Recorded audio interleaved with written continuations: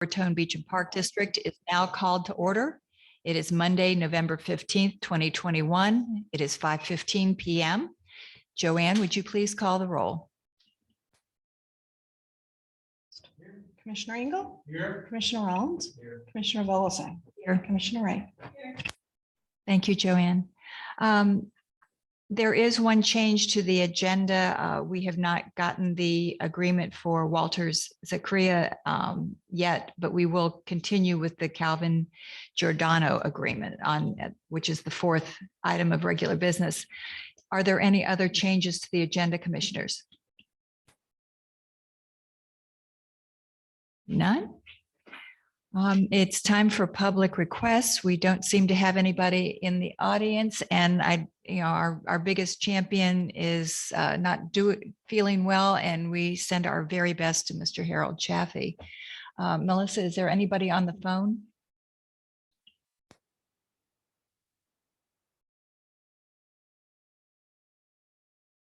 Okay, public requests are now closed. It's time to approve the minutes of the regular meeting held on November 1st, 2021. Do I hear a motion? So moved. Thank you. Do I hear a second? Second. Thank you. I've got a question for you. Yes. There's something here that Katika, and it said that an email will be sent out to all homeowners about the ATVs, advising them what to do. What are they advised to do? They're advised not to engage with anybody, and if they need to report it, they should call the non-emergency number. So we sent out an email letting them know the timeline of things and encouraging them not just, to be patient with this process and not to engage with anybody or to approach anybody for trespassing or things like that, and let the police handle it. So you didn't give them your home phone number to call? I did not know. Okay. No. Thank you. Are there any other questions about this or any comments? Joanne, would you do a roll call vote? Ernst? Yes. Commissioner Engel? Yes. Commissioner Rollins? Yes. Commissioner Volosang? Yes. Commissioner Ray? Motion passes. Item of regular business is the Boca Chica Miller Lake update found on page 6 of your agenda packet. Oh, there's no page. Okay. Brianne, do you want to start us off? For Miller Lake, I sent out a schedule to you all last week, letting you know that we met with Mike Kroll and his team. We've started putting together the timeline to get all these tasks accomplished. So just some updates from that, and just to make the public aware, we're going to have the website up hopefully by the end of this week. Information assembly will be completed by February 1st is the goal. The statistically valid survey is going to go out between December and March. Our first visioning workshop is scheduled for February. We actually booked the Maple Room for February 9th. If you all want to book that on your calendars. The Miller Lake group will host that visioning workshop and manage that meeting. You all are, of course, welcome to attend.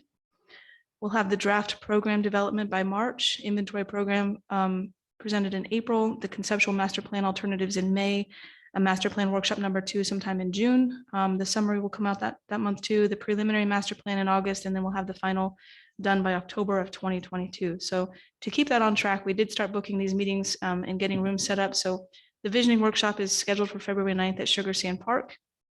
We will notice that one appropriately in case you all do want to attend. We'll also working on getting on the Federation of Homeowners meeting in January, reached out to Mr. Thayer and they're looking at their schedules and agendas to see if we could get on that meeting. That was one that was in the scope. We also had in the scope to meet with the Boca Golf Association and the Keep Golf in Boca group. So I'm going to reach out to those groups this week. Again, as our chair referenced, Mr. Chaffee, who is the president of the Keep Golf in Boca group, is not well right now. So we're going to give him some time to heal, and then we'll get those two together. And I am going to be reaching out to each of you this week, as well as our city council members, to talk about how you want to do your interview and when you want to do it, so we can get you guys scheduled. We would like to get all those done in the month of December. And that is the update on the Miller Lake process. Commissioners, do you have any questions for Brianne about the schedule? Mr. Ernst?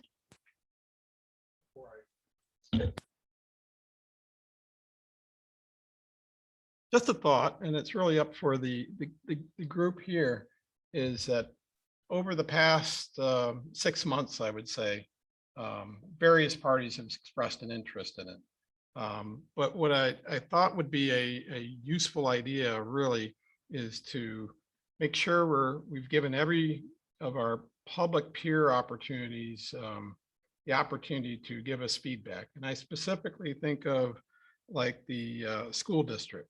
And so my thought is does this group think it would be worthwhile to have Brianne send a letter out saying that we are currently in the process of developing a master plan for the Boca Chica area, as well as just kind of in general, our recreation needs, and invite them to share with us any of their needs. So immediately I can tell you there is a need from the school district. You know, we've already heard from them about field houses, and not saying that this is where it will go, but I also know there is definitely a need for an aquatics type center because Boca High is the only one that's booked from beginning from dawn to dusk.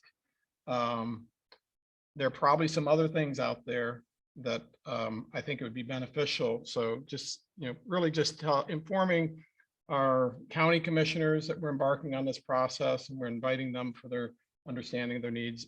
Other public entities that that Brianne may seem, but just to stimulate that, so they're invited to participate in any of the workshop meetings or come to us and tell us directly what they have an immediate need for the community on. Thoughts?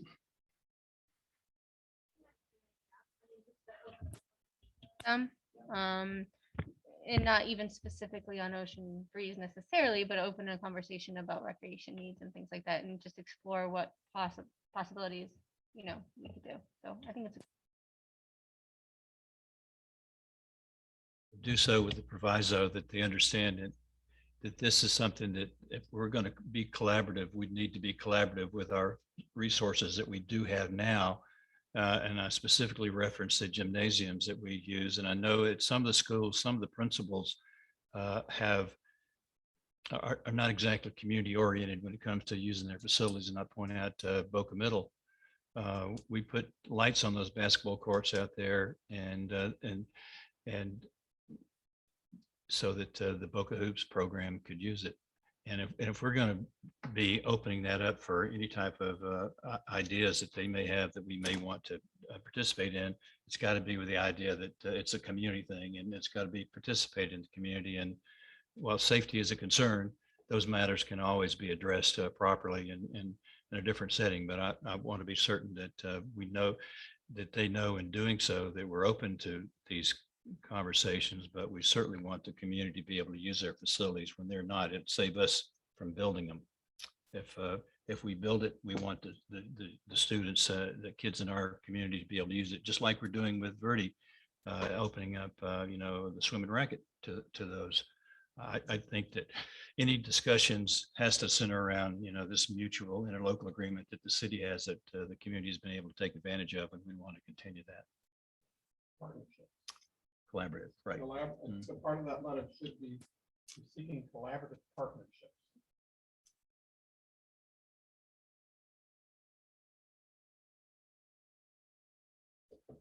Lou? Yes, Mr. Engel?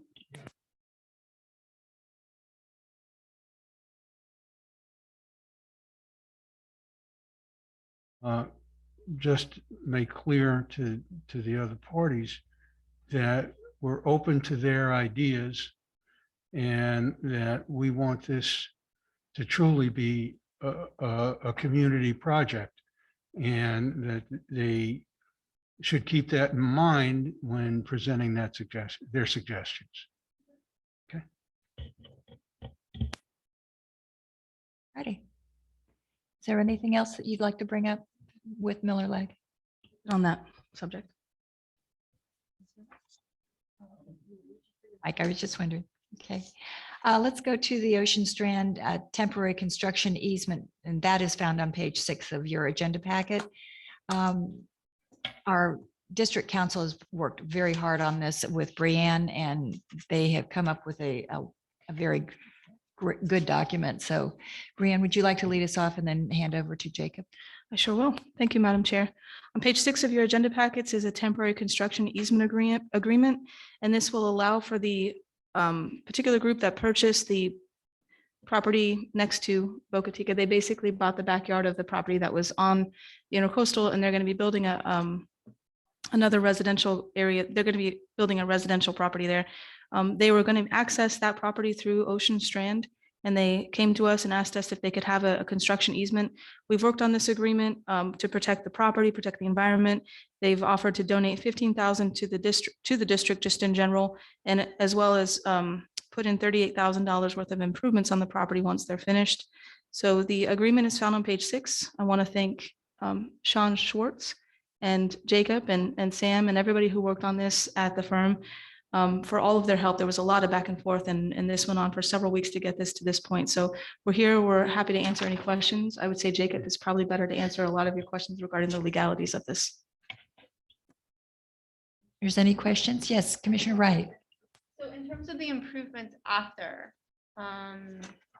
what kind of, do you mean just like where they came into the property from Ocean Strand and like replacing trees and things like that? Okay, so part of it does say that they have to return the property to the point that it is. The only thing they wouldn't have to replace is any invasives that were damaged. If it's invasive, but any native vegetation they'll have to replace. The 38,000 is actually to resurface that entire asphalt path that goes down the property. That's what that'll encompass, and So that'll cover that. that'll cover that whole thing, yes. And they have a quote. It was included in this agreement. It is. And if you look on section 6 on page 2, it does reference the specific asphalt repaving for $38,250 upon termination of the temporary construction easement. I want to add too that they also are to cover all the legal fees that were involved in this. They did drop off a check already. So that is done. And then the rest of this will be paid after the agreement, if the agreement is approved. But they did reimburse the district already for those fees. The survey fees as well. They paid that outright to CGA. They just included that with us here. So they've paid for that. Do they have to wait until Ocean Breeze is, or Ocean Strand is open before they can use it, or they're just gonna go ahead and, We're going to give them access to the site to start. okay. Rollins, you have your hand. Yeah, just a couple of thoughts. Does the city have to weigh in on this at all? As far as a permit that they would have? I mean, If it's part of the permitting, that group has to do that. And they know that if anything came up from the city that I think they have to include this in their permit that they're using this property, just like St. Mark's did years ago when they used Patch Reef as part of their permit. But that's on them to do. Anything that the city wants is on them to pay for and to complete. And Mr. Rollins, if I may, that's actually memorialized in section 5. The burden is on the grantee to coordinate with the city to pay the costs, any fees associated with any permits, both local, state, and federal, depending on the nature of the work that they're doing. yeah, I see that. I just want to be certain, because as much of issues we run into trying to open the park up, good luck to these guys. The other thing I was suggesting too is that where the egress is from our property to the adjoining property is, you may want to just take a walk there and take a photo of how it looks now. Because when you're running construction traffic through there, it's going to be pretty rutted. Just want to be sure that they're not damaging any of the trees that are in there. I know they're not the exotic, so that's one thing. But and then we're confident that they'll spend whatever it takes to replace everything without having a damage deposit. I do feel confident about that, but we will take the photos and follow through on all of that. Okay. And if we go out there and we inspect the site or we get the permits to continue with our work and they notice that something isn't right, we can just come in here and say that we're not comfortable moving forward with this. And I think it's 7 days to get out of it if we're not happy with it. Yeah, I would suggest, popping in there periodically and Yes. taking a look at what's going on so if they're doing something wrong, then we can stop it early rather than at the end of the project. So Yes. that's all. Thanks. Ernst, Brianne, I guess and it's maybe to Jake, the only caveat to this agreement, I guess I would have is it says upon termination of the agreement, guarantee shall repave the entire asphalt road located in the easement provided by solid rock paving dated such and such. Okay. A couple things just to protect ourselves is oil prices are going up. So asphalt is product of oil. Those prices are changing all the time. I don't know when they're going to be done with their project, but to me, I think we want a permitted repaving of the road and whatever's necessary. So whatever necessary means, if you have to stripe it then you got to stripe it. And if you're going to stripe it, or you're going to stripe it with, a standard to Boca, which is more of a, it's a specialized thicker stripe that is reflective. That little specialized reflective stripe requires an engineer. That, all these things kind of build up to things. What we want is something that is approved by the city, all said and done, not inherit another project to finish. So I would kind of put it to the point of, yeah, we want it resurfaced to the specifications of the city at your cost. I don't really care where they got their quote from or what it is, but it's got to meet the requirements of the city of Boca Raton for this to be useful. Okay, that part of it will be, they have to do the permitting for all that work there. It's not going to be anything that we would manage at all. But we can add some language in there that clarifies that too, if they're amenable. I think that, to me, that's the basic thing of the whole thing. We're kind of going into this, doing them the favor. So this isn't optional for them, whether they want to do it or not. If they're going to repave the road, they got to repave it at their cost, and it's going to be done correctly or whatever's required. Right. And I don't care where they get their quotes from or anything, but it's got to meet a certain standard. And that's where the city helps us, because there is a standard for repave, pavement and asphalt and what they put down. And so I don't want to be tied to a specific vendor and finding out later that they didn't, it didn't work out. Jacob. Yeah. Horowitz, you had your hand up. Thank you. And to Commissioner Ernst's comment, yeah, the intent clearly is for whatever work and whatever improvements they do upon completion to meet whatever city code requirements would apply to that specific project. I don't have any problem adding language to expressly state that, and I don't envision that they would have any issue with that either, but that clearly is the intent. And I believe the proposal that was provided to the grantee by Solid Rock does in fact satisfy the city's standards and permitting requirements. To Craig's point, with everything else going up, and I don't want to be tied to this 38,250. Should that number be 48,5,250 because of the increase in cut off another pipeline, we're going to end up reducing our oil supply, and we're going to end up running up the cost of asphalt and everything else that we use in our lives. So I like Craig, I'm that number. I want them to replace it, whatever the cost might be. And having the number in there is great, but if it's in excess of that, I want them obligated to do it. So we can add some language that just states any increases in this price or quote will that be. Yeah, and ultimately the project upon completion will have to meet whatever applicable code provisions would apply to the specific restriping, repaving of that asphalt. We would ensure that that project met the city code requirements. We can include language to that effect. Mr. Horowitz, should we hold off on approval till our next meeting? No, I would just ask if you do approve it tonight, that you approve it as amended with that specific language, and we would coordinate with the grantee to ensure that they didn't have any objection. Assuming that they don't, it would then be executed with that language added. It would not have to come back to this board. Are you all right with that, everybody? Yeah. Okay, You want me to give you the motion? please do. Chair, I'd like to make a motion to accept the Ocean Strand temporary construction easement as amended in specifically in section 6. There's a reference to a repaving of the road, and we would like to amend that such that it's complete repaving of the road with permits and all requirements at a standard the city accepts, not necessarily the price that they got in this initial estimate at. And We'll massage the language, but we'll certainly embrace the intent of the motion. Okay, and Mr. Rollins is seconding. Did you have a question, Commissioner Wright? Okay. Are you good? Everybody good? I just wanted, Brianne shared with me that there was some language put in there about in case there was some spillage, and I want to thank whoever was responsible for that too. In case one of the trucks or tractors went into the intercoastal. So I want to thank Commissioner Rollins because he did weigh in on the insurance and brought that up. We had focused on trash and things like that, but not spillage. So thank you, Commissioner Rollins. hearing no more questions or comments, Joanne, would you do a roll call vote on this motion, please? Yes. Commissioner Engel. yes. Commissioner Rollins. Yes. Commissioner Vogelsang. Yes. And Commissioner Wright. Motion passes.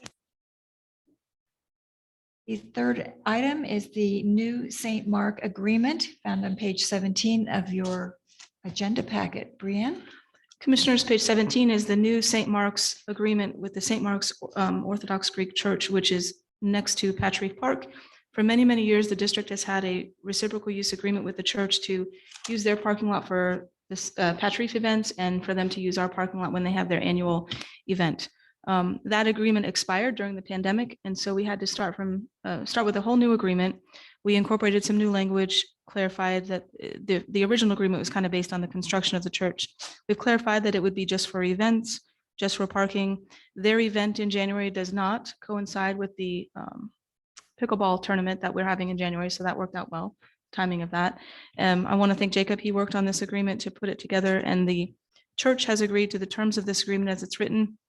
It's good for 3 years instead of 1 year. It was in the past, it was always renewed annually. This is a 3-year term. And we're here for any questions. Mr. Rollins? Did you say that the church had agreed to this agreement Yes, sir.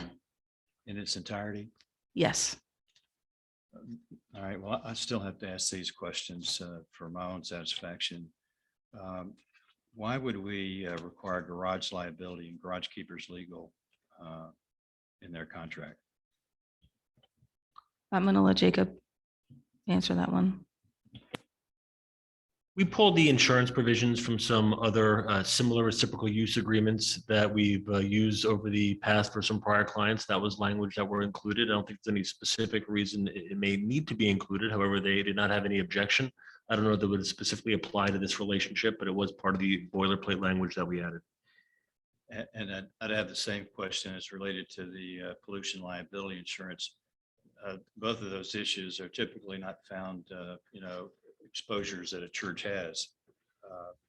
And it just, I know this is probably right out of the word processor, as you said, Jake, but and if they said they're okay with it, let's see if their insurance agent can produce it when we get their certificate of insurance.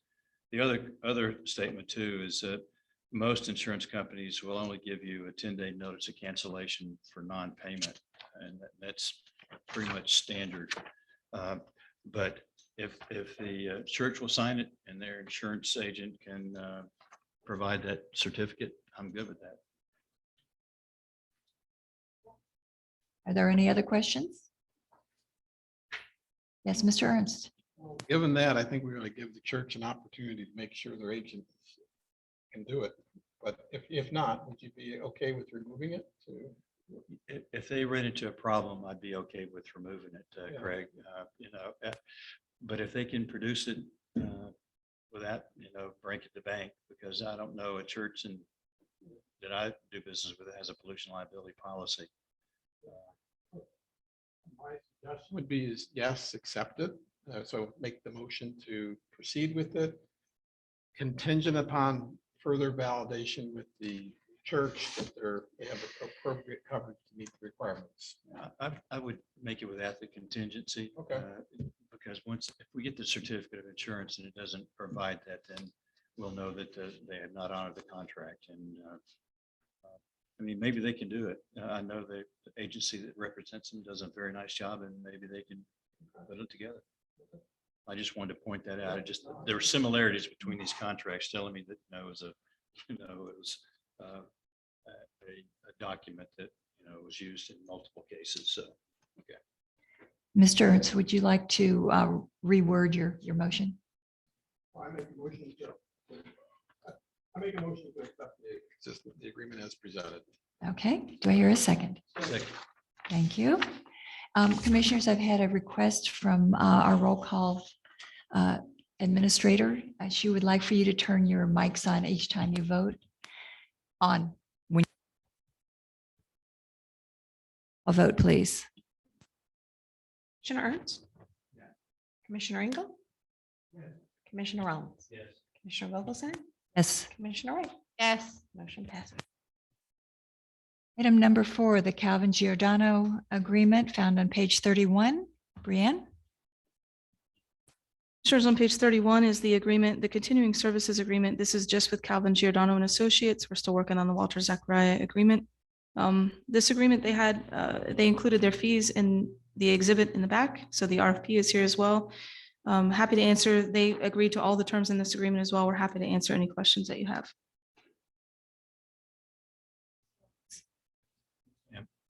In the agreement, on page 37, page 7 of 20 of their agreement, it speaks to cyber liability. My question is, what exposure do we have to cyber liability? That means, do we have any personal identification information that maybe somehow could be accessed by Calvin Giordano and their computers? Are they in our system? Is there some reason why we have this requirement? I'm just asking this in terms of our security to our network.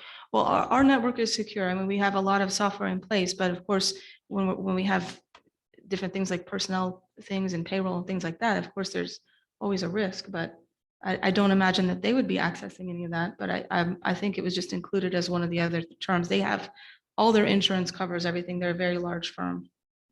Well, and I'm sure that for some clients, all of these conditions might be necessary.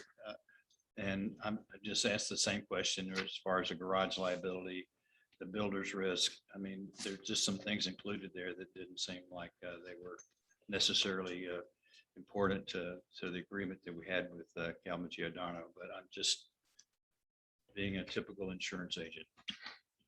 Mr. Horowitz, would you like to answer Mr. Rollins' question? Yeah, and again, we to some extent, excuse me, probably over included in the context of insurance coverage. I would agree that some of these provisions don't necessarily apply to the nature of this relationship. However, keeping in mind that a continuing services contract under the statute is for providing professional services, which is specifically defined, but also broadly defined. It could include engineering, architecture, landscape design. There's not any one specific service, but a variety of services under the statute that this contract could be used for without knowing exactly the nature of the work that they would be performing for the district until the specific work order or PO is assigned. We thought it better to include all of the various coverage opportunities in this particular contract. So we would have that coverage depending on the nature of work that was performed.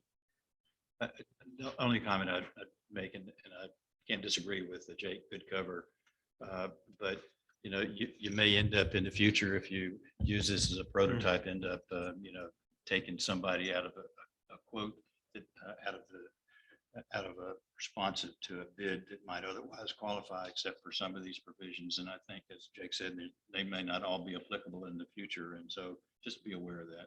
Yeah, and if I may just add to that, if a vendor were to inquire about any particular provision, the insurance provision in one of the contracts that was provided, and it was clear based on the executive director's determination and our determination that it would not apply, I don't think we'd be opposed to removing a specific coverage to the extent that it really did not apply to a particular engagement.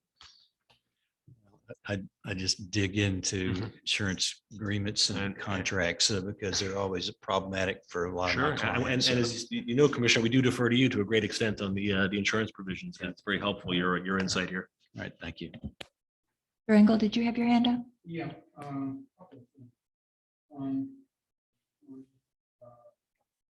Fee schedule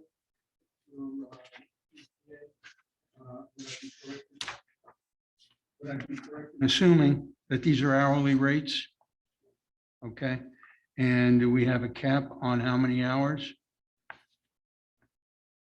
It would be based, because the projects could vary. So I guess per project, we could set up if you wanted to limit that. I don't know if we would know necessarily how many hours. I actually have a project tonight that I wanted to talk about.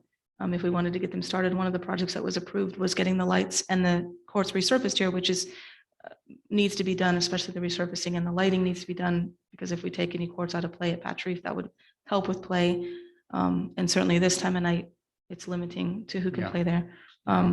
So I think it just depends. I mean, in the next 5 years, we could have a number of projects that take up any number of hours. Well, yeah, I was looking at a project by project basis. Obviously, if we're resurfacing all the courts at Patch Reef, as an example, that's going to take a lot more hours than maybe replacing light stanchions on another property. But I would like, I don't know quite how to do it, but I don't want to be hit for the principal charging us for 40 hours on light stanchions?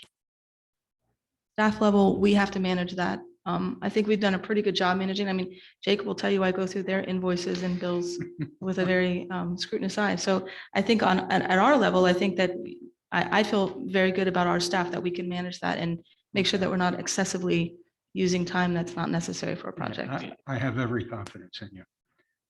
Also, with regard to Zachria, it's my understanding that their problem lies in, they want to have open-ended fees. We have a number of things that we're still working on.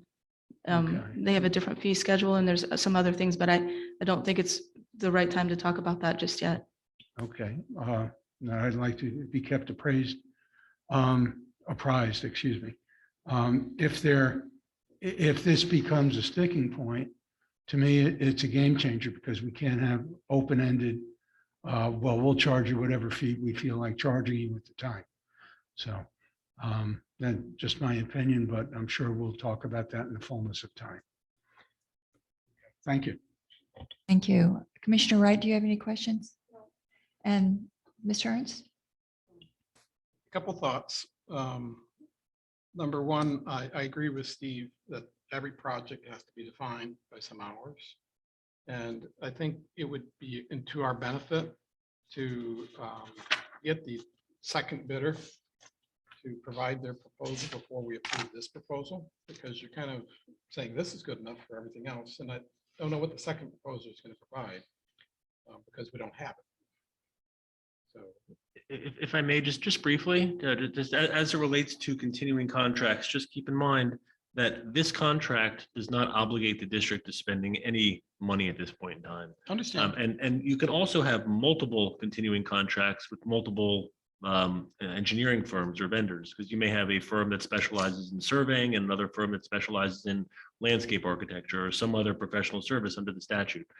The key under the statute is you can't have one firm that you have under contract be forced to bid against another firm you have under contract. In other words, you may rotate the firms or go to one if they have a better expertise in a particular service that's being sought. But when each project comes up, your staff may come to you with a work order that defines the scope of a particular project. And in that process, when this board approves that work order, you can approve an amount not to exceed a certain dollar threshold for that project. Okay. And the contract, once it's approved by the board, will essentially put resources in the district's toolbox that you can always go to for these projects without having to go out to bid, because you'll have satisfied the bidding requirement through these contracts. But you'll still have these separate projects coming before the board for approval as they come forward. And you may use CGA under this agreement, and you may use Walter Zachria under their agreement. But again, different firms may have different specialties, and you certainly can have more than one firm in your stable to go to without having to go through a competitive process for every project you may seek. So, but just play that out a little bit, as we have a lighting project here. If you have two architects, design firms, we have to make a decision between the two of what they're going to provide. And so one may have 20 people on staff who just do lighting. The other one may just have one. And so we're going to look, we're not going to ask them how many hours it's going to take. Correct. Or how much it's going to cost them to do according to that. But you may look and say this firm is better suited to do a lighting project than the other firm. So, right, so we have that right to pick and choose who we want. Who may have better expertise for a particular service. Correct. Right. So this particular agreement shows me they have hours for everyone. So a lot of different things. So they're very robust. They got a lot of different things. It's pretty good. So I expect them to be, priced appropriately and doing everything. We need to know who the other one is. Sure. So, but this, I think, was our first choice, right? It was the number one bidder. So that's good. But I still think we should get our second one completed and lined up for whatever that is before approving this one, unless you really think you got to go forward with this one. I can wait. I can do whatever the board wants. I mean, the motion was to work with both of these firms on a contract. So if we only want to do one firm, I think that changes it. If you're looking to just go with whoever has the lower rate, I guess I'm not clear. Get both firms under contract all at once. So you have them at the same time and then we're done. Okay. By the way, my second point is number 2 is currently in discussion, pushing back So Well, I wouldn't say pushing back. I mean, I don't think it's fair to talk about it necessarily right now when we're still negotiating a contract with them. But we're going back through and talking about some of the different points of the agreement that they can't. Some of it's insurance things, some of it's their fees. So there's different things in there, but we have projects outstanding that we wanted to get started on. That's why we brought this one here tonight, because we could get them going on getting the Swim and Racket Center, putting together a work order for that project. from my perspective, I'd rather you get both contracts lined up. And if you're, I would move on to number 3 immediately, because number 2 is not there. And the reason I'm saying have your 2 contracts done, this is a contract that we're going to have for many years. I'm not worried about stepping up a month early or 2 months early for a specific project. What's more important to me is these 2 contracts are really good and they're what we want to do. And we're going to use them for until they expire. And so we have that opportunity. Next week with both of them then, at the next meeting. This is I don't know if the rest of the group wants to do that or they want to approve it. That's a separate question. The second one, the other question I have for you is, thank you, Jay, is how do you know that you're getting the architectural certification? Does that required for a project closing? You may recall when we did this building, from the racket, ran into trouble with the architect not willing to sign his own form to say it's certified that his work is complete, our work is complete. We could put those forms, when the bid specs go out for a project, we could put that form in those bid specs so they know what they're going to have to sign off on, whether it's the architect signs off or whatever the project is, landscape architect, whoever. We can make sure that that's in the scope moving forward for all the bid specs that we put out, so that everybody knows what the form will be, the pay application. Okay, so is that, I didn't know if that's in this agreement. Or is it- I think it's per project because we don't know what it will be. It could be just, you need a landscape architect, or you just need, I don't know what the projects will be. So I think it's per project. You look at the payment application and see what you want on that form for certification. So this firm will be just doing architectural work. They're not actually doing the work, or they're actually doing the work. These firms are doing the architect engineering, so they put together everything and then we go out to bid on the project. They wouldn't, like they designed the patch reef fields, and then they went all the way through the bid specs, and then we hired CSR to build them. Okay, But they did the management of it because they were the architect engineer for that project. okay. I'm just trying to make sure that when we go to pay them, that we have some kind of certification and that we've, it's buttoned up and done, and we're not stuck with trying to Right. certify it ourselves. Right. So, Commissioner Wright? Yeah, I'm okay with approving this tonight. I don't see why we have to look at both at the same time. They're separate contracts. We're not really comparing the two. We've already looked at the companies themselves. So I'm okay with approving this tonight. Is that a motion? I'll make a motion to approve the Calvin Giordano contract that we have on tonight. Here a second. Second. Is there any other discussion? Mr. Rollins, you had your finger on the mic.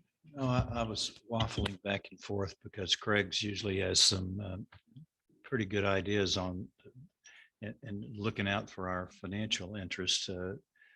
But I think Aaron makes a lot of sense, since we're not comparing the projects, and we have used these folks before, and I'm completely comfortable with them. They were my first choice. So I'll plan to support the motion. Any other discussion? Joanne, would you do a roll call vote? Ernst, No. Commissioner Engel, Commissioner Rollins, Yes. Commissioner Vogelsang, Yes. Commissioner Wright. Motion passes 4-1. We will have the other agreement on the first meeting in December? Okay. Item number 5 under regular business, the 2022 District Board meeting and holiday schedule found on page 57. Brianne? Commissioners, this time of year is the time of year where we start planning for the next calendar year of dates. I want to thank Joanne for putting together this schedule. Steve checked some of the more religious holidays for us to make sure they didn't overlap with anything. So this is the schedule that we put together that includes all of our regular board meetings and then holiday closings. Thank you for doing that, Steve, and for you putting this together, Joanne. Commissioners, do you have any questions about the schedule? Chair, I think, and I'm not entirely sure, I need to check it, that April 18th was a potential conflict for me. So I think I know my son's school's out on that day. It is the Monday after Easter. So if we want to move it to that Tuesday, we can make it the 19th. Is that better? Yeah, I would prefer because I have a commitment that takes me every Tuesday. We can move it to the 25th. Or is that Passover? No, Passover.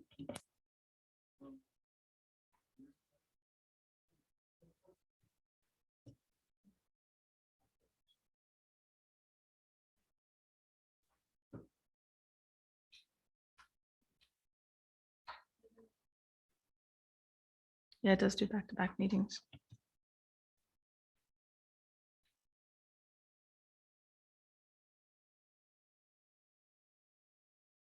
Make the meeting the 19th, Steve. It's gonna cause a problem for me. I'll do it if I absolutely have to. No, isn't that my first one?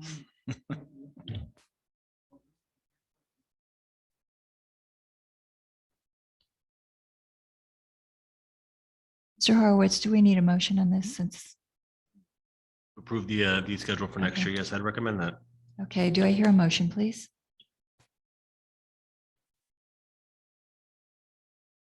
Ready? I'll make the motion that we amend the calendar to show the meeting in April to be the 4th and the 19th. You want to approve the rest of the dates as shown? Schedule should be approved.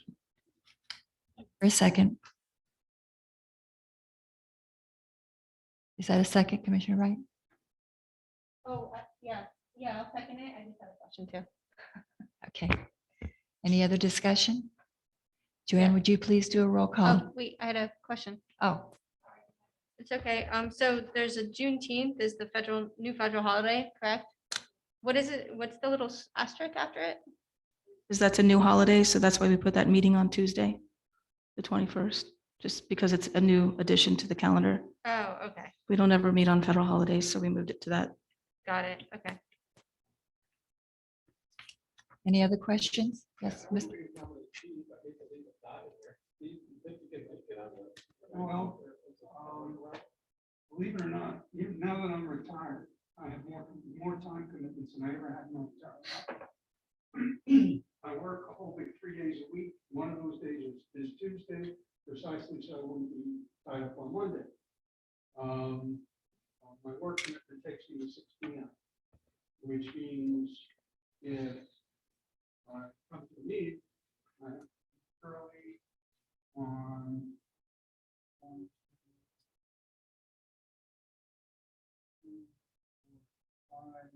Tuesdays in the year, which is not earth shattering, but considering that we'll have additional meetings for budget and whatnot,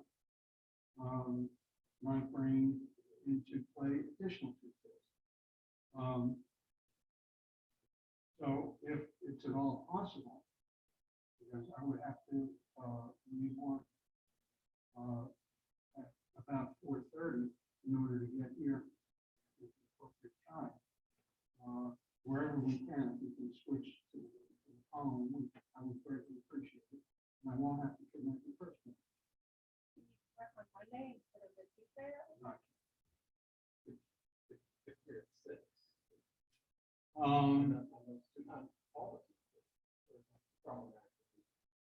I could make 6. 6 is less of a disruption. Because I can reach 5:30. I have to be in my closet back. But I mean, at least for the 19th. Mr. Horowitz, what's involved with changing the time on one day? It's a motion of the board and ensuring that the notice is properly advertised. Okay.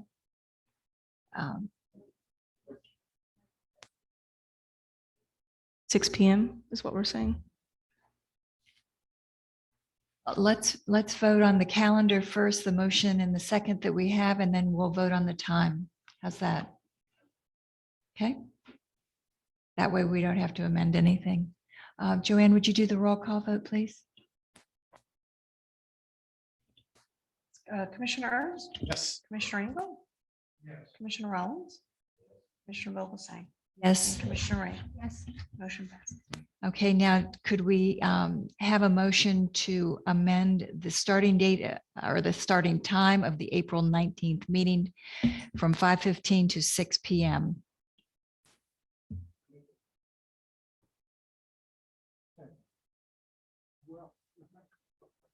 Any other discussion? Joanne, would you do a roll call vote, please? Bill? Yes. Commissioner Rollins? Commissioner Rollins? Yes. Commissioner Vogelsang? Yes. And Commissioner Ray. Yes. Motion passes. Madam Chairman, Rollins. I'd just like to make a comment. I think it's great that we can accommodate Steve. But I think if we set a precedent where we change the meeting times around, it gets confusing to the public. It gets confusing to me. And I think that we ought to make sure that unless it's a majority of us that have a problem with it, that we just don't make an adjustment on one meeting. I don't mean to pick on Steve, but I'm just thinking in terms of the overall organization is that the public knows we meet at 5:15. When I can't make a meeting because I'm out of town, I'm going to ask you to change the date to accommodate my schedule. I'm just going to miss, and I'm hopefully will not miss a meeting that's important. And if I feel like a meeting is important and I absolutely cannot do it, I might consider a date change, but not a time change. So, but Steve, I wanted to accommodate you. I want to have you here, but I just don't want to set a precedent that we keep trying to adjust our time schedule to meet individual commissioners' needs. That's all. Now, I appreciate your concern and I understand, excuse me, I understand the cause of your concern about time changes. And I'm going to make an effort to try and make this the exception rather than the rule. But I will point out that our budget meetings are always, when we finalize our budget, are always at 6 PM. So there is a precedent. But for my part, I will try to work it out so that I can be here at 5:15, and if not at 5:15, maybe at 5:30. But I will notify all concerned if I'm going to be showing up 15 or 20 minutes late. All righty, let's move on to the approval of payroll and invoices found on page 58. Mr. Ernst, would you make a motion, please?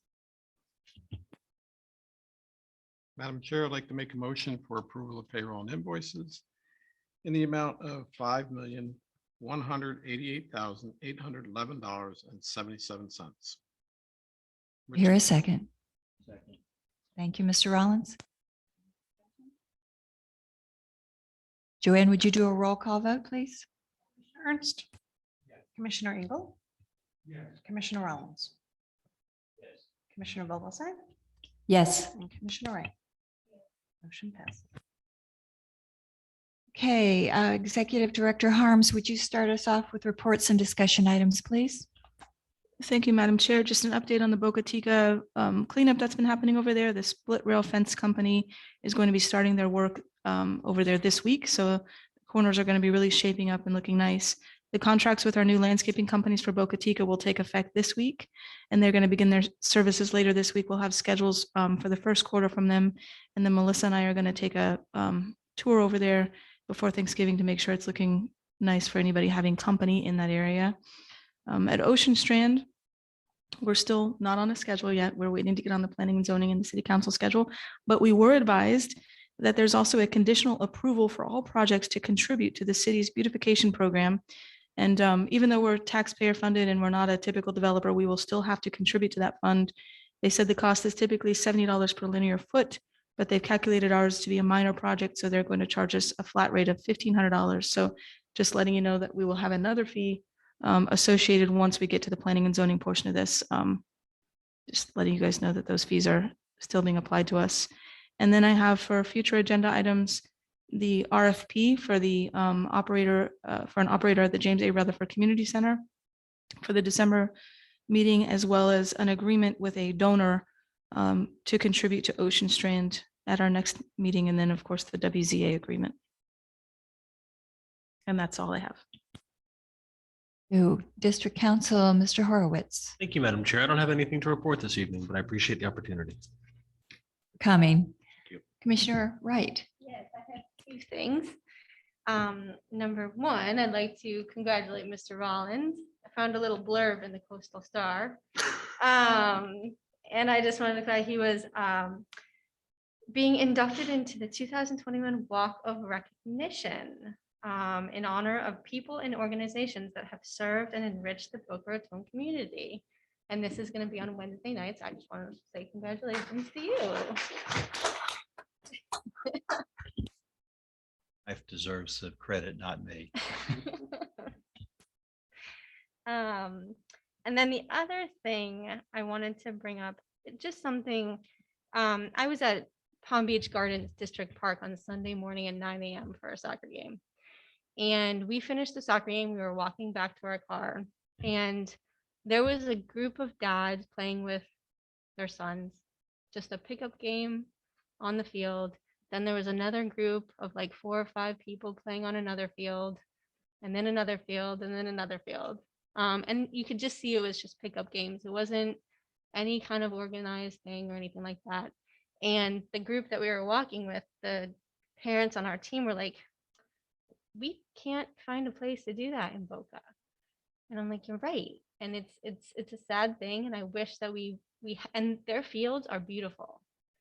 So I just wanted to bring it up again. I'm just really want to find a place where, you know, groups can come, or dads and families or whatever can just come and do a pickup game on fields, nice fields where they aren't, you know, playing in a drainage ditch on the side of the field, which is where some of the dads play now when their sons are practicing at Spanish River.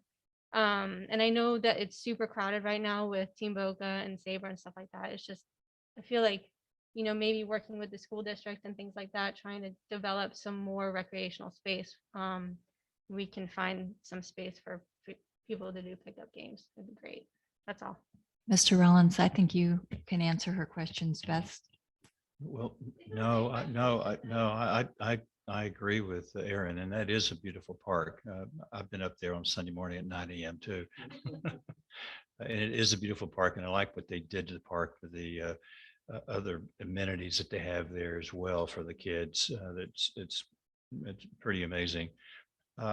I think that, you know, as my office park develops, I don't know whether you've been through Broken Sound, or it used to be the Arvada Park of Commerce. In that surrounding area, there must be 5,000 new residential units that are going up in there, and they're young people. When I go home, I see them walking, pushing babies and strollers. It's a great little park, but these people are going to need space to recreate, just like you said. And unfortunately, and I had a parent talk to me yesterday said, you know, I don't have a place for my group of 10 people where we want to go and play just a pickup game. And right now the city is closed, Sandpine, because of they're redoing the field.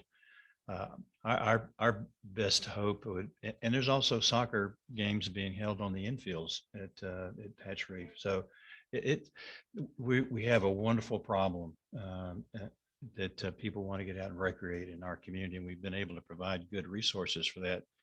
Phase 2 really needs to be brought forward as soon as possible.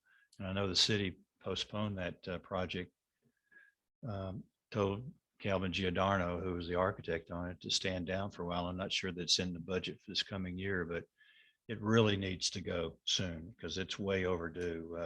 You can't rest the fields. Like, we're going to run into that problem as people, more and more people using the facilities. And like you, I want to see families go out there and use the fields when they want to. And unfortunately, I've had the city run people off of the fields, which, I think we stopped that practice. Uh, And so it's just kind of if come see. If you go out to the park, some days there's plenty of space. Others, the city runs their own programs too with adult flag football. You go out there Saturday, Sunday, it's busy. Maybe, and even during the week, in the evenings now that all the club teams are practicing, it's a challenge, but I think we need to keep working on getting that phase 2 done. Um, And I wish we had an answer, because I feel the same way.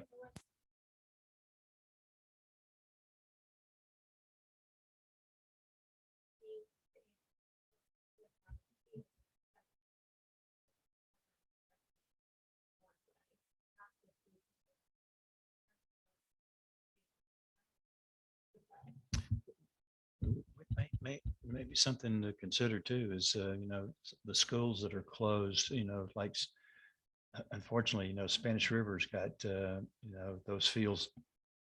Have they built on those fields in between the school and Broken Sound? I thought there's a space back there. There are spaces that maybe could be used if we could, if they could be accessed. But, you got some vandalism issues at some schools that are so locked up, they don't want you to get on in the premises over the weekend for fear of vandalism. But I think that maybe there's a solution. What about over at Boca Middle on that field in the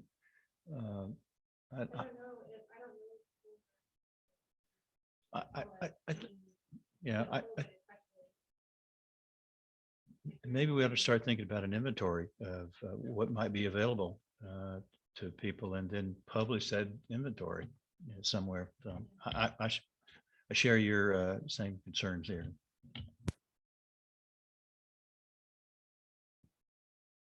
A thought, excuse me, just a thought on what you were talking about. Is it possible that we could use some of the fields at FAU and Lynn? When they're not being used, because I'm sure those schools, especially during college vacations, on weekends, et cetera, et cetera, et cetera, when there aren't that many people around, maybe we could ask them to make their fields available. And I don't think they have the same issue as far as vandalism goes. And so their rules as far as locking things down might be a little bit more relaxed. But it's just a thought. Okay. The other thing I wanted to bring up was in relation to the Rutherford Center. Last meeting, we had somebody come in and talk to us about using it as an art studio. And there were a couple of issues with what they charged and what how we would get around it. And I was thinking about possibly a collaboration between the city and the district, making that space available to local artists for free, with the only proviso being that they pay the utilities. And we could divide it up into cubicles, say, just for argument's sake, 20 cubicles. And if the utilities are $1,000 a month, have everybody pay $50 a month and have that used toward utilities, which gets around the problem of leasing and licensing and so on. I don't know. I haven't really looked into it. I don't know of practicality, but I thought it would be a great idea promoting art in Greater Boca. And that's all I got. Well, our next meeting has an RFP for as the future agenda item to go out and see, what's out there and who might be interested. So that's a possibility. And Mr. Horowitz, is that an option? Since we, there would be certain liabilities, wouldn't there? Sure. The answer is it is an option, but without knowing what the relationship would be, we can't exactly determine how it would be structured. I mean, we know we have some constraints in the context of leasing and conveying our property, but there are some other opportunities and other options that we may be able to utilize to maximize the use of that facility. Mr. Ernst. First of all, I'm glad that Steve's going to join us on the 19th, even though it's at 6, I think it's okay. We'll figure that out. On going back to Aaron's comment on the fields, it starts with our friends at the city and having a very robust run track system or something that's available where people can see where to go, what's available, when's available. And Bob and I both know many years ago, we met at the Spanish River and talked it through with the adult league. And there is definitely and I've had parents come to me, why did I get thrown off the Woodlands fields for playing with my son? That kind of stuff. So I think there is a definite need for pickup fields that are more open, not so kind of locked down.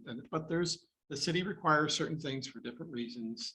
There's a lot to it. So my suggestion is let Michael Calvert take a look at it. We need to do that needs assessment of what do we really need. I think what we're doing with Miller Lake is a starting point because we're going to hear what else does the community need. We're going to have an opportunity to define what we can do out at Boca Chica, but it'll all evolve. And we really need to look for those partnerships across the board, like what we have at FAU, what we have with others, the city. I think there's an opportunity for more partnerships with the school, one way or another, because I'm concerned there's no gymnasiums at Birdie, as nice as they are, and as well as at Addison Meisner. And we have a need for Boca hoops, gyms, just in general. So just adding to that conversation, I think there's opportunity, but it will evolve. And we need to make that kind of listed as one of our priorities with the city to kind of work it through.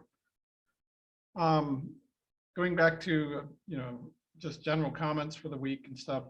Last week I had the opportunity to attend the Boca Chamber event, and it was FP&L presenting. They did recall when they presented us with our the light designs out at, and said the person who presented, she said, I remember exactly, you guys missed a great opportunity because we were giving those things away, but we don't have that program anymore.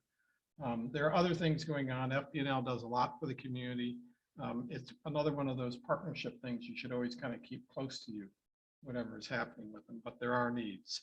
And the community is definitely in the need for some level of coordination. And you'll see as your kids get older and you go out to Lee County, the only way you can book a hotel is really through the Lee County Chamber of Commerce, who coordinates all the hotel bookings for the soccer tournaments. I think it's a pretty effective way to organize everything. And I think it makes a lot of sense for parents and everyone else to book things. And I think our community could benefit from something like that. You need to stay and play? It basically, I don't know if it's, well, you end up staying and playing because you're there for several days. Can't play in the tournament unless you go through that certain booking, right? No, you can, you can book, you don't have, if you want a hotel, the advantage of going through them is if the hotel it's a rain out or there's a hurricane or anything like that, they'll cancel. There's some advantages to it. So you don't have to stay at any of the hotels, and you can book at a hotel directly if you like. It's not required, but it is beneficial as someone who's booked a hotel at, whether it's Travelocity or through that group, it worked out better working through that group than it does with doing it on your own and then trying to cancel. So, but just a thought. On that front, though, I think there's plenty of opportunity on it. And so we have nothing but great opportunities in front of us going forward, particularly with the Miller Lake agreement as it comes forward and as we start this whole process. I think we just have to be patient, allow them to develop, how this whole thing is going to evolve, and we have to give them some guidance of other community partners as they come along and share with us. So that's it.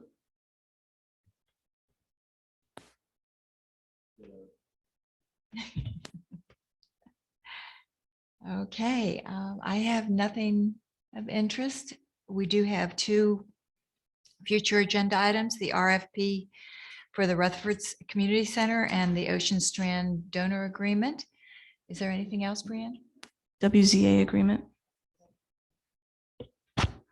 And with that in mind, I think we need a motion, Mr. I move to adjourn. Second. Joanne, would you do a roll call vote, please? Ernst, Yes. Commissioner Engel, Yes. Commissioner Rollins, Commissioner Vogelsang, Commissioner Wright. Yes. Motion passes. Meeting is adjourned and happy Thanksgiving, everyone. Be safe and take care.